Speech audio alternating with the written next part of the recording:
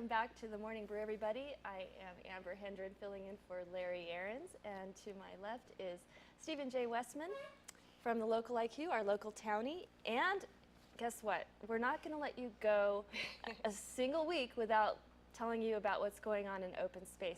Hi, Colleen. Hi, we have so much going on. You know, it's hard not to. I know. Colleen McRoberts is here things. from Burn Co. Open Space. And with you, Colleen, you have brought Carl Malcolm from the U.S. Forest Service. Good morning, Carl. Good morning. Good to be here. All right, another event coming up this weekend, and it's Wilderness 101. Yeah, we're really excited to be kicking off a series, actually, that is talking about wilderness. And the inspiration of this was the fact that this is the 50th anniversary of the Wilderness Act, and actually throughout the nation people are celebrating. There's something like 400 events going on. And tell us about the Wilderness Act. Well, so the county really wanted to work with our federal partners to be able to celebrate the Wilderness Act here in New Mexico, because Albuquerque is actually going to be hosting the national conference this year. So people throughout the nation will be coming in October, and this series is kind of leading up to that, telling people about what the Wilderness Act is all about. Just out of curiosity, why did they pick the Duke City? Do you know that? I do. That's a great question. So New Mexico actually has a really rich history in terms of the wilderness movement.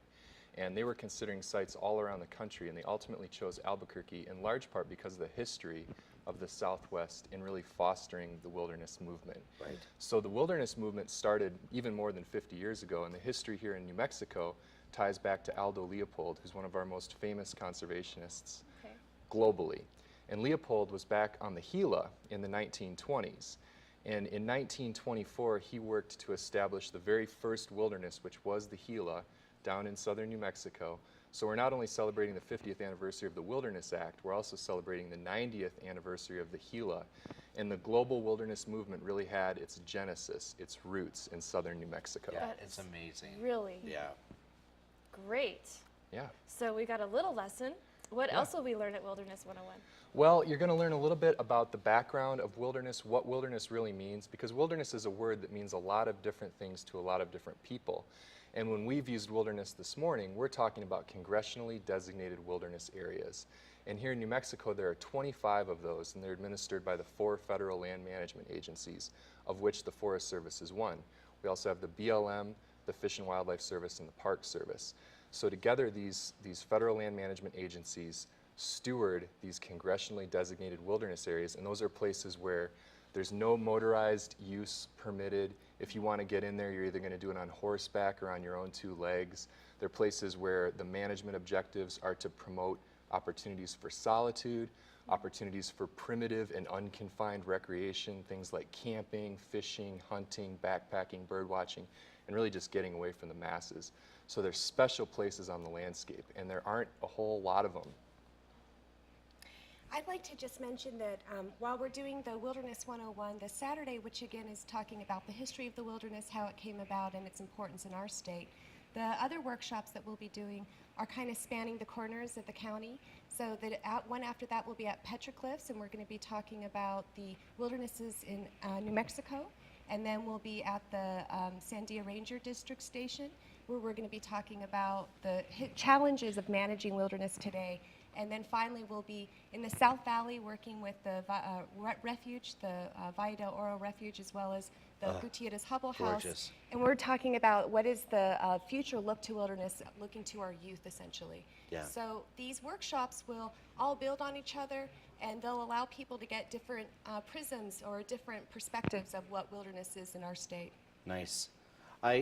In my column about 2 months ago, I wrote about when there was a whole volunteer thing going on with people that came and volunteered, you know, at the front gate, taking tickets and stuff like that. Sure. Or can people still volunteer this time of year with what you guys are doing? You know, there's so many ways to get involved with wilderness. We've got partner groups. I mean, the county's a perfect example, and this 50th anniversary conference would not be happening if we didn't have a huge number of partners. Right. Groups like the New Mexico Wilderness Alliance, Sierra Club, Great Old Broads for Wilderness, which is one of the coolest names for a group. I love that. There are so many really motivated groups that people could partner up with, maybe consider joining as members. Yeah. And then getting out and experiencing these places is one of the best things that you can do. Nice. That's good to know. Colleen, what are some of the, what is it like sharing the wilderness with the growing urban landscape? What are some of the difficulties that you get that y'all face? You know, so open space and wilderness are really important areas for preservation, and the idea that we are protecting these gems in our nation and our county for not only today to be able to go hike in and get that solace and be able to get connected to nature, but also that it's there for future generations is really, really important. And of course, there are challenges to that. I think the wilderness areas might have some different challenges that open space does because we really are right here in the urban city. Although we have a great wilderness area also that's right here, which is the Sandia Mountains. Right. And that is, I think, particularly interesting in how it is managed by the U.S. Forest Service in the fact that it's adjacent to this massive population and yet trying to protect it for the wildlife, for its scenic beauty. And Carl probably has more of an insight about how the Forest Service does that. Yeah, and I know Carl brought some goodies. We have accoutrement. Here. Yeah, this is actually from my personal collection here. And in addition to working with the Forest Service and having wilderness be something I'm really fired up about professionally, personally, when I've got free time, I'm out there backpacking and enjoying these places. And this is just some of the stuff that I bring along. I know we don't have a lot of time, but first aid kit, sunscreen, water, of course, fishing equipment, maps. What You I'd rely on real maps, Oh, yeah. physical maps I've versus got a physical GPS. map. I do have a GPS GPS too, doesn't but, work everywhere. See? but Exactly. I do have a physical map. And the point I really want to drive home is that you don't actually need a ton of stuff to enjoy these places. Right. The Sandy is a perfect example. I'm really glad that you brought that up because it's right on the outskirts of town. You know, how many of us on our commute in the morning are looking up at that and finding a little joy in the fact that there's this beautiful view that we can look at rather than staring at the license plate in front of us. And having a wilderness on our doorstep is really a unique thing that we here in the Duke City should be thankful for, because there aren't major metropolitan areas like this. There aren't many of them that have a wilderness at their doorstep. And trying to manage for opportunities for solitude when you have so many people living close by is a real challenge. But it doesn't cost a lot of money to get the stuff together that you'd need. Really, you know, a bottle of water and a good map and some sunscreen, and you could enjoy a trail hike in the Sandias. And it's probably a really good idea to inform your loved ones where you're going, Absolutely. when you're going. Yeah, especially if you're going to be taking a more extended trip. But another really important point I want to make is that, you know, even if you're not somebody who really wants to get out there and hike, Right. this doesn't appeal to you, having a 50-pound pack on your back isn't fun, wilderness still matters to you, and especially here in the Southwest, because some of our most precious environmental commodities, like water, have their roots in wilderness. So even if you're somebody who's never going to step foot in the wilderness, if you like having clean drinking water, if you like having clean air, habitat for wildlife, habitat for fish, if those are things that you like to know are out there, some of our best habitat, our cleanest water, our cleanest air is coming from these wilderness areas. So it's really important to recognize their value, even if you're never going to go there. Right. Carl, I can sense the passion that you have for the wilderness. Can you describe for us the feeling that you get when you're in nature? Yeah, the best way to describe it is that it makes me feel small. And what I mean by that is... And you're huge. Well, what I mean by that is, you know the feeling you get on a clear night when you look up and there's just stars everywhere and you start to think to yourself, the problems that you have, the worries that are on your mind, they really don't matter in the grand scheme of things.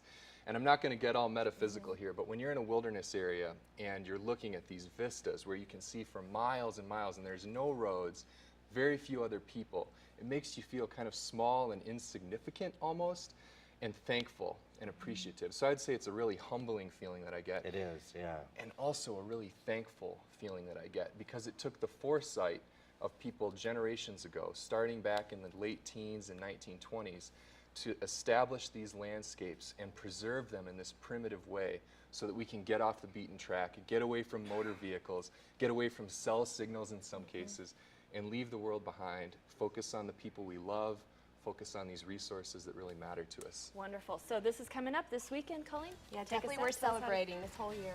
We need to go to Bikeki. Bikeki, that's Open right. space? Yeah, and please register on our website at burnco.gov/open space. All right, Wilderness 101, Colleen McRoberts and Carl Malcolm. It's so nice to meet you. Thank you for joining us today. That was and awesome. encouraging us to get some fresh air out there and enjoy this beautiful world. I'm with you. We have more coming up next. Don't go away.